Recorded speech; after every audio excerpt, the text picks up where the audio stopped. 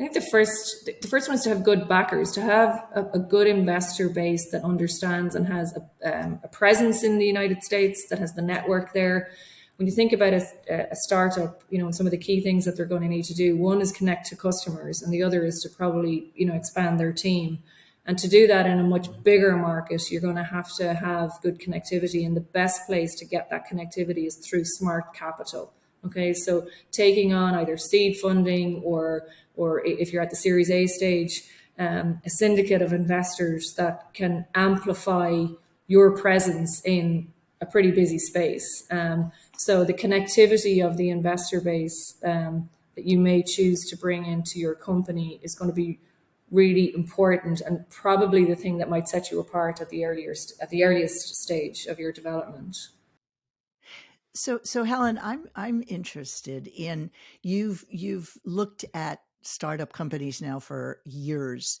What do you look at? I mean, you mentioned one point that's obviously important, but what do you look at in a company that's got some very, very cool technology, but what else? What makes it investable? This is always to me the big, deep Holy secret. Grail. Yeah, but exactly, exactly. What do you look at, and has that changed over time? I don't think it's changed too much. For me, it's market. You can have the best breakthrough technologies, but the market may not be there for it. It kind of goes back to the top of the conversation when we were developing speech recognition systems back in 1999, 2000. There was very, very little market for that, Shelley, and it took 20 years to develop that market. So you've got to really have an understanding about, when technology may make a difference in a sizable enough market. At seed, where I invest in, you have to make assumptions around, make calls around when things may happen, and you don't always get that right. You may make assumptions that so a certain amount of customers will start pulling this technology into their product suites, and the startup may or may not get certain levels of traction. So you have to kind of set out what your strategy is for a startup when you invest. Like, what's your investment thesis? What do you expect this company to deliver in 12 or 18 months time? How do you expect the market to evolve? Test your assumptions and see, going into an investment, if a company has, maybe it's early stage validation, but some validation. So what's helpful from an Atlantic Bridge perspective is that we have such a breadth of connectivity in markets, in corporates, to customers. We can call them up and ask for get our diligence done in a very interesting way. That often doesn't always mean that we're not going to make an investment in something, but sometimes those calls and that diligence helps us understand that there's a wider market for a technology. We have a recent investment in a space tech company, and it's using edge AI technology on satellites. But there's a much wider market for that type of technology. Okay, so and that was the basis of some of our investment thesis there. We also have an investment in a company that's in the climate space, where it's helping improve the bond strength in automotive and aerospace. But what's the wider market opportunity there for that type of technology is in consumer electronics, which are everywhere. They're in front of us as we speak today. And they can make technologies and make materials lighter, okay, and use less materials in manufacturing processes. So we understood through certain diligence, with our connectivity, that there might be wider market opportunities for technologies. In some cases, when we do diligence, you'd say, okay, the market opportunity is just not there yet. And we frequently see this with university technologies and IP. Sometimes it's technology looking for a home, or it's interesting technology. It's just a little bit ahead of its time. Yeah, to me, that's the kind of the hard part about really early, especially in deep tech kinds of companies, because a lot of them are, infatuated with the technology. and it's like you say, it's a technology looking for a problem to solve. But on the VC side, it's going beyond that and saying, well, maybe there's not a problem to solve today, but maybe tomorrow there will be. So I guess that's where the art comes into it. Yeah, it's the is it the science or the art, or maybe there's a lots of things mixed up in that. It's definitely, yes, having experience, and a strength of conviction around an investment thesis, but let's face it, there's always a bit of luck in these things as well. you know, it can be the right person at the right place at the right time. Just getting a particular customer contract or whatever. But ultimately, luck alone isn't going to build a business. You have to truly get scale and repeatable scale. So we look to very large markets. We've invested recently enough in a breakthrough technology in the semiconductor space. It's a novel approach to quantum computing, and we truly believe that this company can deliver significant impact into the quantum space at a scalable level. Okay. And it's technologies like that, when you match it with the right team, but you start with the market and then you match it with the right team and you make that investment thesis.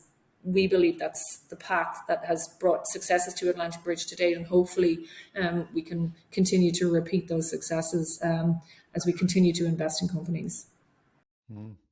Fascinating. Helen, I hope you don't mind me asking this particular question, but it's about you being a very successful female in a male-dominated world of venture capital. So I just wanted to hear your perspective on the advantages and disadvantages of being such a successful female in the area that you're in. So Ireland is actually punching above its weight here. In Ireland, we are the number of female VCs across all of the firms here in Ireland has increased. So I'm not alone. Thankfully, it's not a nice place to be when you're on your own in any stream of diversity. We have many. I'm delighted to say that we have many very successful and talented women here at Atlantic Bridge on the investment team. There are 6 or 7 of us in total, and we like to think that we bring a lot of diversity to our investment decisions. But equally, we have 40% of our team are women, but 30% so far of our companies have women in either the founding teams or in CEO positions and so on. So we definitely are seeing those kind of correlations happening now. So one begets the other.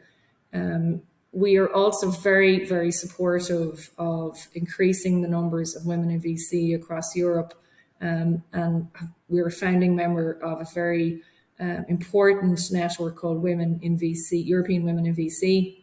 And more funds are joining this network, not just funds that have, women in their general partners, but those that want women in their general partners, and also institutional funds that want to invest in general partners that have diversity in their investment teams.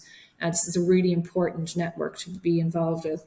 But on ground level here in Ireland, we contribute, and not just the women in Atlantic Bridge, the men here also do contribute very much to driving more women into entrepreneurship.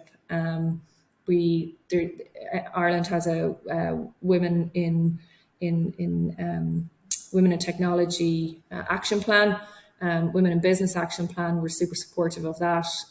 We support activities within the universities as well to encourage more women from STEM subjects into commercialization.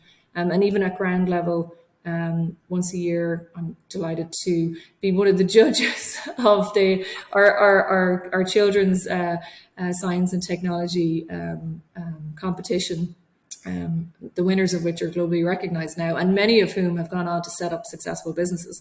So, we give a lot, we get a lot, and we understand that this is a really important thing to continue to support, to help continue to change the numbers. But we're doing really well here in Ireland, and want to continue on that journey. That's super. That's really, yeah. That's super. Yeah, absolutely fantastic to hear that. So long may that continue and grow. Just a follow-up question to that, which is what specific advice would you give women entrepreneurs who are actually looking for funding from you, what would you say to them if they approached you? Have a plan. I'd say to the same. I'd say to the men as well.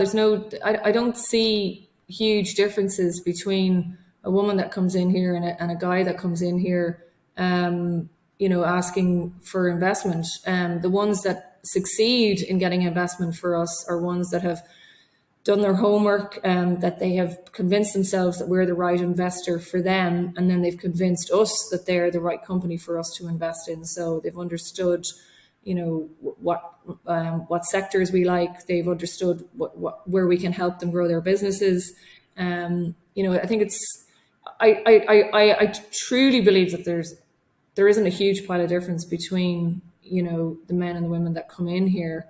I don't have specific advice, particularly to women, that I wouldn't say to guys, other than have a plan when you come in for the first time to meet us. Try to build a relationship, build a long-term relationship with us.